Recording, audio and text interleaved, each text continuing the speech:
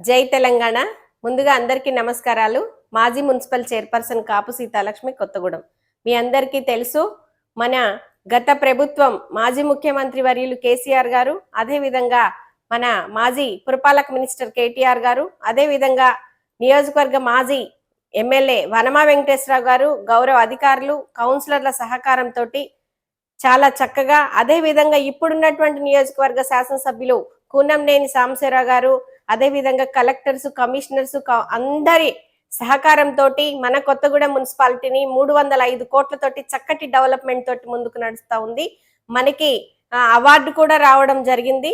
ఖచ్చితంగా ఈ కొత్తగూడెం మున్సిపాలిటీలో ఎనలేని అభివృద్ధి జరిగిందని ప్రజలందరూ చెప్పుకుంటా ఉంటే ఈ రోజున చాలా సంతోషంగా కూడా ఉందని తెలియపరుస్తూ, నాకు సహకరించినటువంటి ప్రతి ఒక్క ముఖ్యమంత్రి దగ్గర నుంచి పారిశుద్ధ కార్మికుడి వరకు కూడా ప్రతి ఒక్కరికి కూడా నేను పేరు పేరున పాదాభివందనాలు తెలియపరుస్తా ఉన్నాను.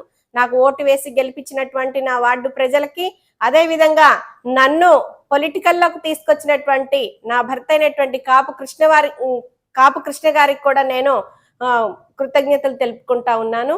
నేను ఈ 5 సంవత్సరాల కాలంలో మున్సిపల్ చైర్పర్సన్ గా పదవి ఇంట్లో ఉండి లేక అన్ని కూడా నేను చేసినప్పుడు నాకు సహకరించిన నా కుటుంబ సభ్యులకు కూడా నేను పేరు పేరున కృతజ్ఞతలు చెప్తూ, కాపు సీతాలక్ష్మి అంటే తెలియపరిచిన పత్రికా విలేకరులన్నలకు కూడా నేను ప్రత్యేకంగా కృతజ్ఞతలు తెలియపరుస్తా ఉన్నాను. Thank you. జై